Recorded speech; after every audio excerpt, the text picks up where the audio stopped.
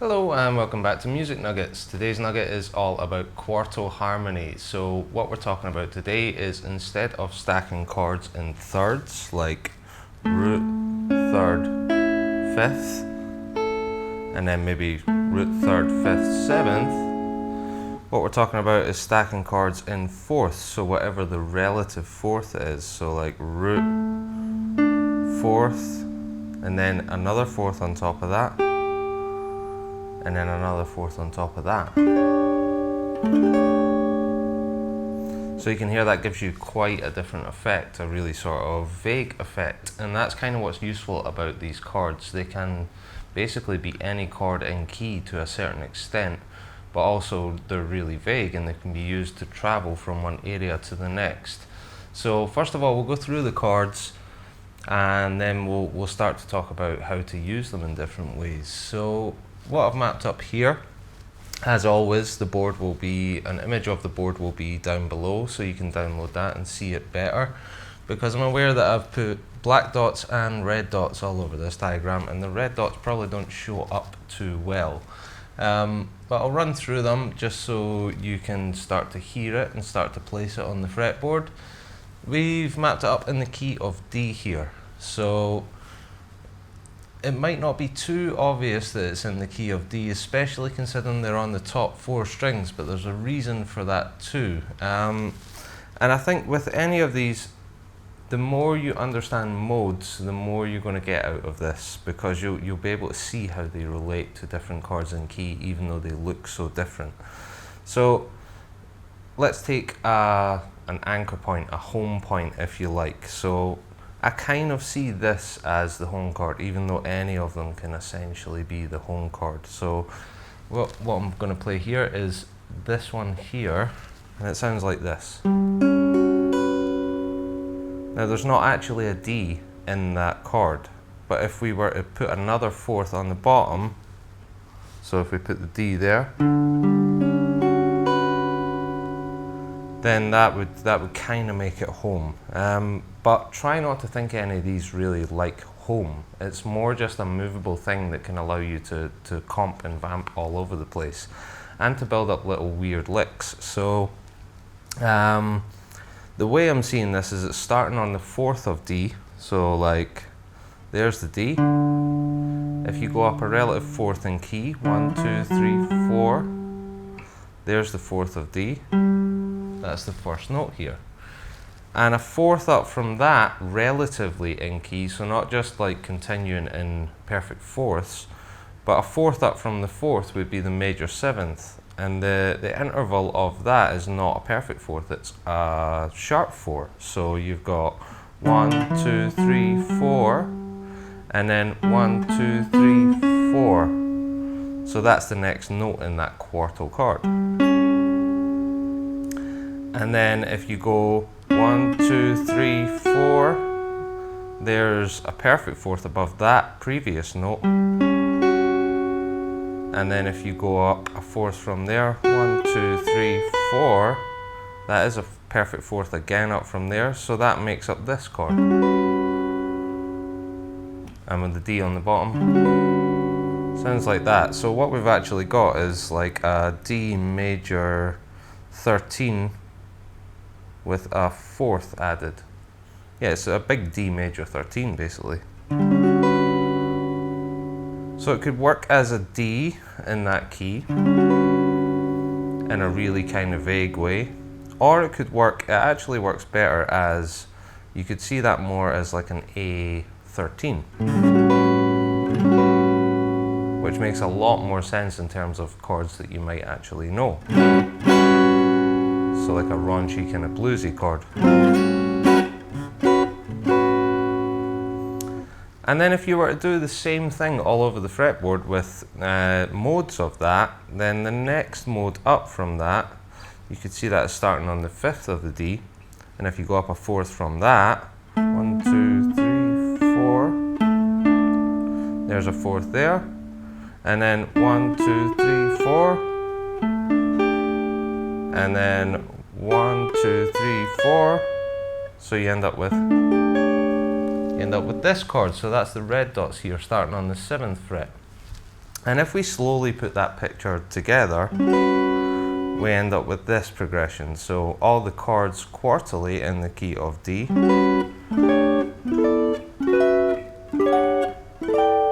start to sound like this.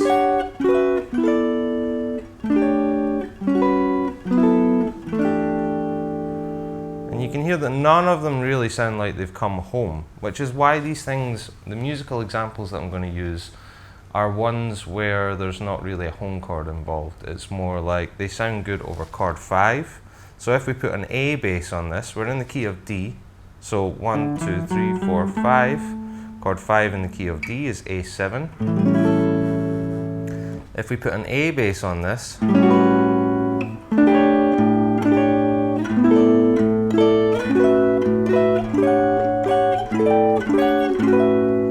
it sounds pretty cool. It sounds like they could all be A7s with extensions. And in fact they are. So that's a A13. That would be an A7 sus4. So getting quite sort of suspended sounds. That would be like, that's a 9th and a 5th and a root and a 4th. So that's like an A9 sus4. Really suspended sounds. Then you could have an A6, 9 up here, because that's the 3rd, the 6th, the 9th, and the 5th. And then that would be like a suspended, oh no, actually it's got a 3rd in it. So it's more like an A11, an A13, because it's got a 6 in it too.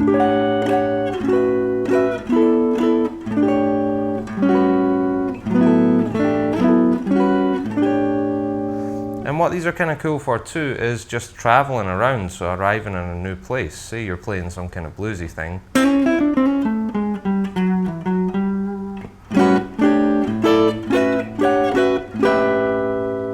You can just use it as a way of getting around and arriving in a new place.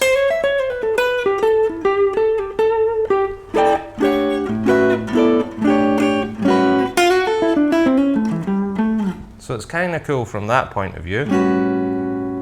And a good way just to add some color to what you're doing. And also, if you move the relationship of these chords to the A bass, they can become something else. So as well as this picture that we've got, we can shift that around, and instead of, let's say we move this shape, so the 5th fret shape, if we move that up to the 7th fret, we're now playing on like Lydian flavors.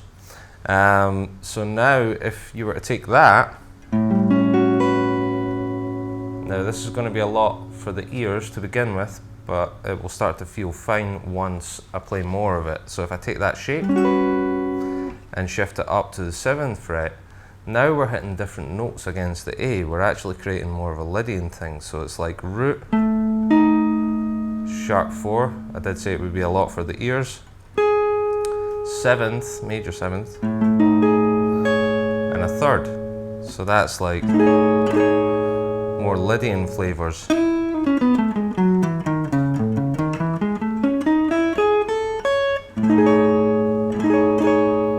And then, and this starts to sound really cool when you put the picture of it together, because you're really playing on all the sharp 4ths, because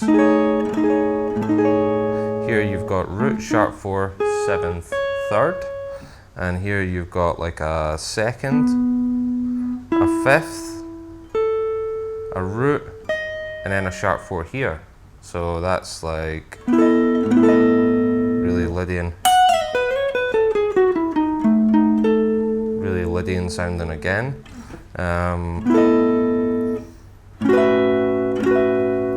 That's like a 6-9 again, but then you're playing on the sharp 4. There's the sharp 4 again, major 7, 3rd, and a 6th.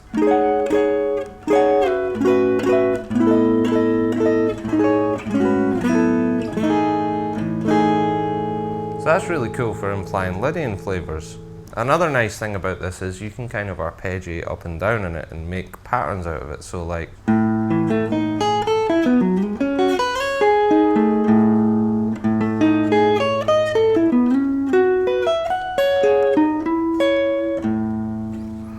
So it's really cool in terms of just being able to shift it around, get more stuff out of it. From the same point of view, if that's A7 around this area, so going back to the Mixolydian thing, then up here you could see that as, so this little shape here, that's Dorian. You can see at the beginning I said the more you know about your modes, the more useful it makes this stuff. So if you can see Dorian in there, so that would be like, there's E, the root of the E Dorian, and there would be the major 6, flat 7, root 9th or 2nd, minor 3rd, 4th, 5th, back to the major 6th, flat 7, root 9th or 2nd, and then the minor 3rd again. So if we put an E bass on the stuff we played at the beginning, we're actually getting Dorian flavors.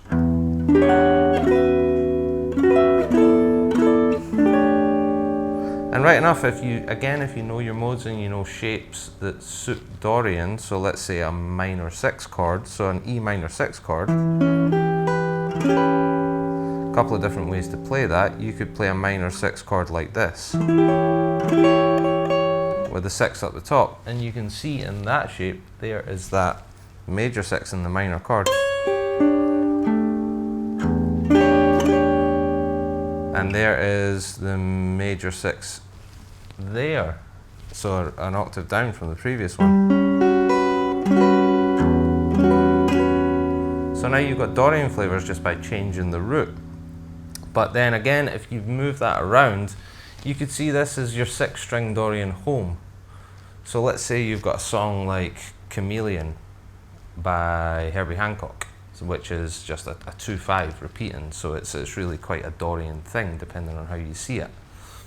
So let's change the context of this. Let's put it somewhere different key-wise, but then use this as our marker point for where the Dorian is. So Chameleon by Herbie Hancock, it's B flat Dorian, you could see it as, so B flat minor 7 and E flat 7. And let's put some kind of loop down, so.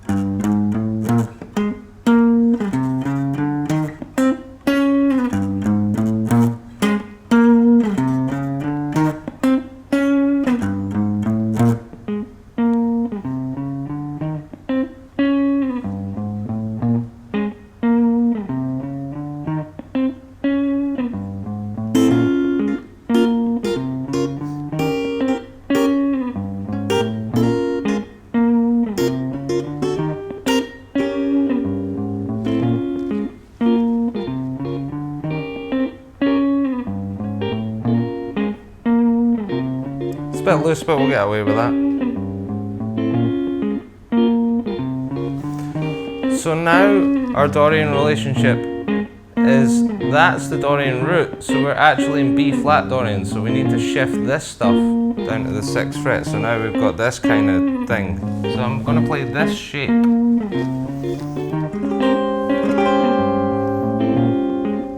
So you can hear that kind of works in a vague way. And then we move around, so I'll go down from here to here to here, so you've got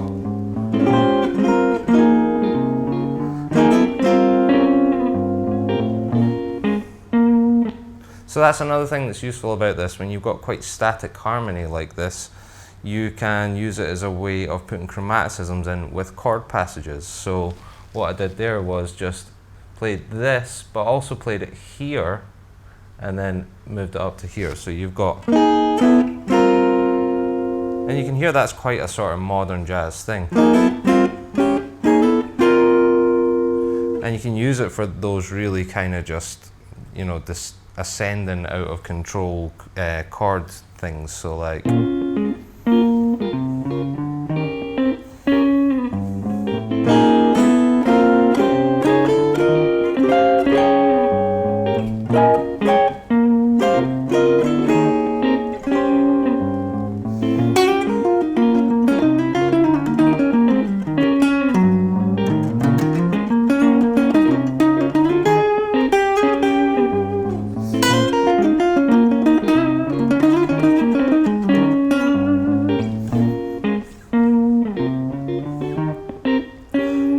could also do that arpeggiation thing with it, just use it as like to sprinkle little licks and to get from one area to another, so like this sort of thing.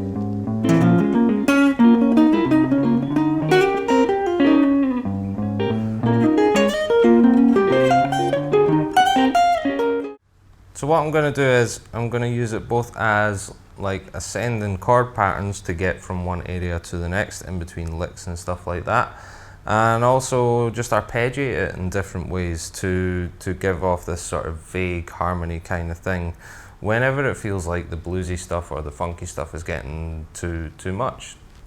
Here we go.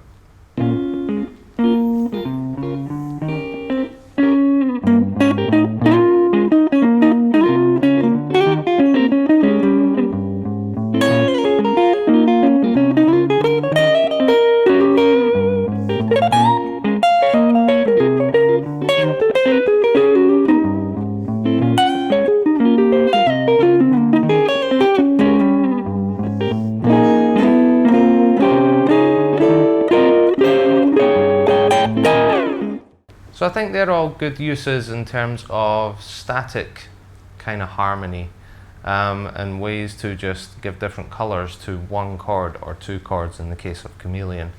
But you can just as easily use it as the neutral and the tension material, and for like chord melody and extra chord voicings in say 2-5-1s, things like that.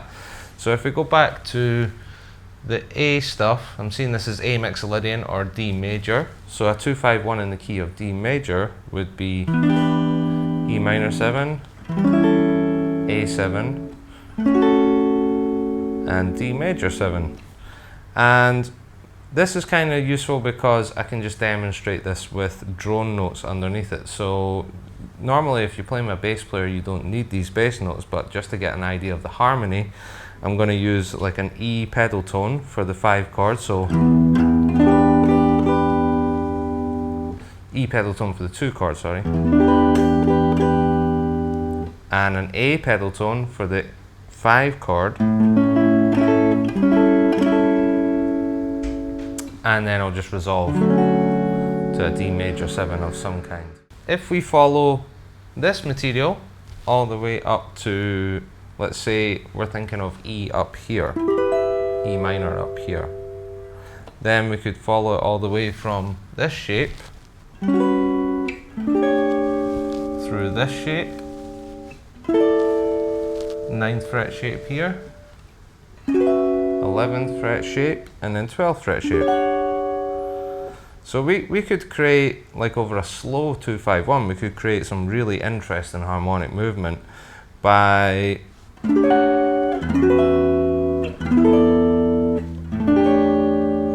doing that kind of thing. So you can hear all that with the E bass sounds E minor-y.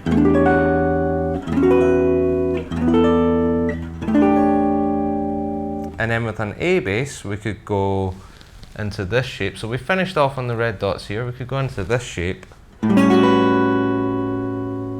then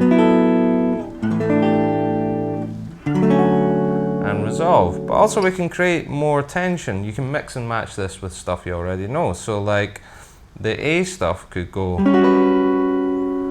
so it could use that shape from the Quartal Harmony, and then maybe say an A7 sharp 5 flat 9, so 7th, 3rd, sharp 5 flat 9, so that you're getting more chromatic dissension. So like this.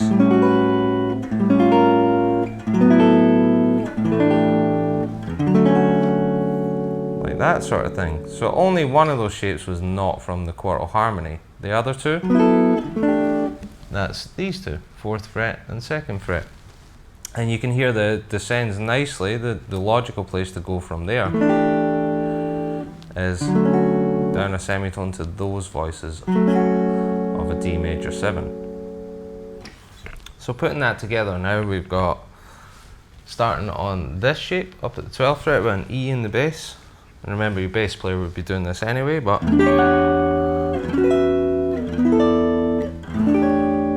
4 beats on the E.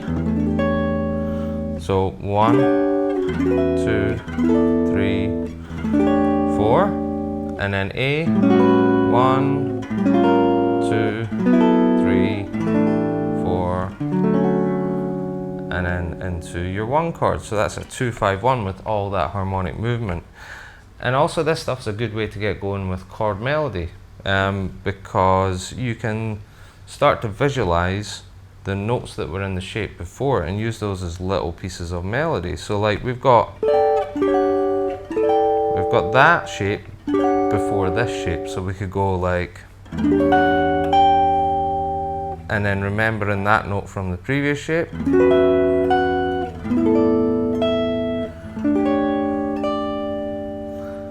and then into the A stuff.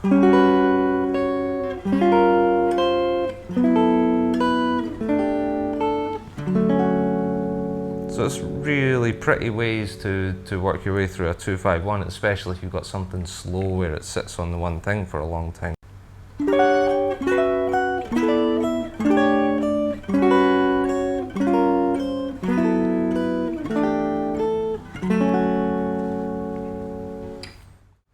So that's Quartal Harmony and the things that I find it useful for. There's probably a lot more uses that you can find yourself, but I figure that's enough for one video. That's Mixolydian uses, Lydian uses, Dorian uses, and also ways to start with chord melody and things like 2-5-1s. I hope you enjoyed what you saw today. If you haven't already, hit subscribe. If you liked what you saw, hit like, and I will see you next time. Thanks very much for watching. Bye bye.